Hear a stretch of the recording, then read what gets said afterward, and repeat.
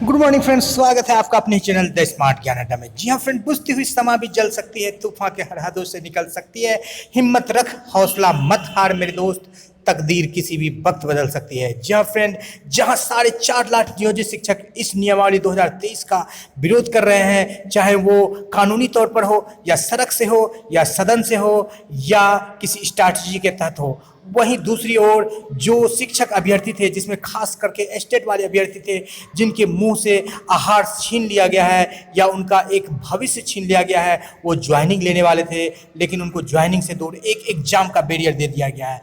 जी हाँ फ्रेंड, अहम बैठक चल रही है शिक्षा विभाग की, जिसमें देखने वाली बात ये होगी कि आज ऊंट किस कर पर बैठती है, किन शिक्षक अभ्यर्थियों को लाभ मिलता है या कार्यरत शिक्षकों को वेटेज मिलता है, तो किन मुद्दों पर बैठक हो रही है, इसको जानेंगे। उससे पहले मात्र गुजारिश, वीडियो को लाइक कर दे, चैनल पर नए हैं या अब तक सब्सक्राइब नहीं किया है तो सब्सक्राइब कर ले। आगे चलेंगे और देखेंगे कि किन मुद्दों को पर बैठक हो रही है, बैठक का प्रमुख एजेंडा क्या है, इन पर बात करेंगे। जी हां फ्रेंड, सबसे पहले नई शिक्षक नियमावली, आश्रितों की बहाली फंस गई है और इस नियमावली में किन किन मुद्दों पर बात हो रही है। सबसे पहले जो बात हो रही है उसको देख लेते हैं। यहीं पर फ्रेंड, यहाँ पर 6 to 8 सीटों की संख्या शून्य है। 6 to 8 पर विचार किया जा सकता है, लेकिन इसका सरकार के पास कोई तौर नहीं है कि 6 to 8 के सीट को किस प्रकार से वो मैनेज करे। जहां तक अपर मुख्य सचिव का बयान आया था, तो आधे सीट प्रमोशन से भरे जाएंगे, जो कि पुराना नियमावली में भी दर्ज है। नियोजित शिक्षकों को वेटेज देने की बात। जी हां फ्रेंड, जहां महागठबंधन सरकार में 7 घटक दल में से आरजेडी और जदयू के भी विधायक जो है शिक्षकों के संपर्क में आ गए हैं या शिक्षकों के समर्थन में आ गए हैं।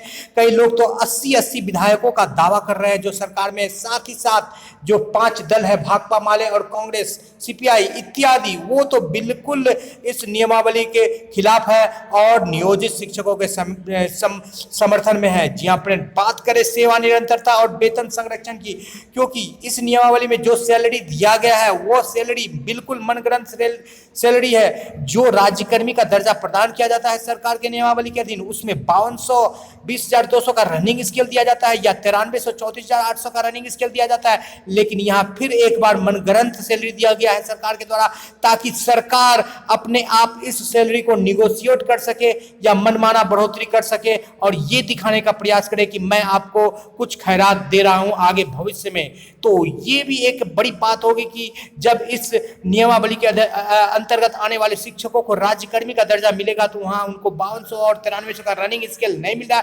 साथ ही साथ अभी जो सैलरी दी गई है 25,000 प्राथमिक शिक्षकों के लिए, 28,000 स्नातक और 31,000 अंतर स्नातक के लिए, उसमें कोई स्लेब नहीं दिया गया है। एकमात्र स्लेब 25, 28 और 31 का दिया गया है, तो उस पर भी आज विचार होगा। सैलरी स्लेब का विस्तार किया जाएगा और सैलरी स्लेब को क्लियर किया जाएगा। जी हाँ फ्रेंड, विभिन्न वर्गों को आरक्षण दिया गया था, लेकिन इकोनॉमिकली वीकर सेक्शन ईडब्ल्यूएस को आरक्षण नहीं दिया गया था। इस पर विचार होगी।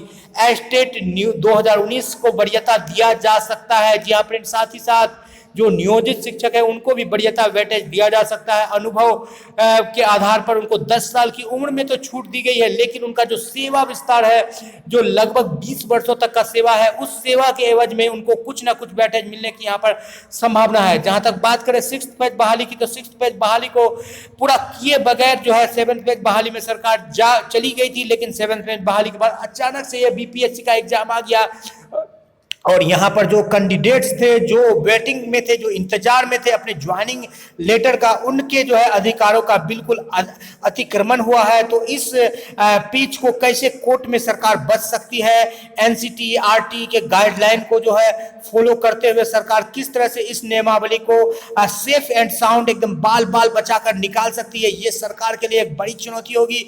और इसी को लेकर के बीपीएससी और शिक्षा विभाग का जो आला अधिकारी का महकमा है, जो आईएएस लोग हैं, अपर मुख्य सचिव से लेकर के सारे लोग जो है, प्राथमिक शिक्षा निदेशक, माध्यमिक शिक्षा निदेशक वहां पर बैठे हुए हैं और इन्हीं सारे बिंदुओं पर जो हाई कोर्ट में केस किए गए हैं एनसीटीईआरटी के गाइडलाइंस को लेकर, 2019 के अभ्यर्थियों को लेकर, शिक्षकों के वरीयता को लेकर, उनको सेवा विस्तार के लेकर, और सबसे बड़ी बात है कि इस नियमावली में अभी तक प्रोन्नति का जिक्र नहीं है। इन सारे बातों को लेकर जो वहां पर जिक्र किया गया है, इन सारे बातों पर जो है बीच का रास्ता को लेकर के जो बात हो हो रही है कि क्या बीच का रास्ता निकाला जाएगा।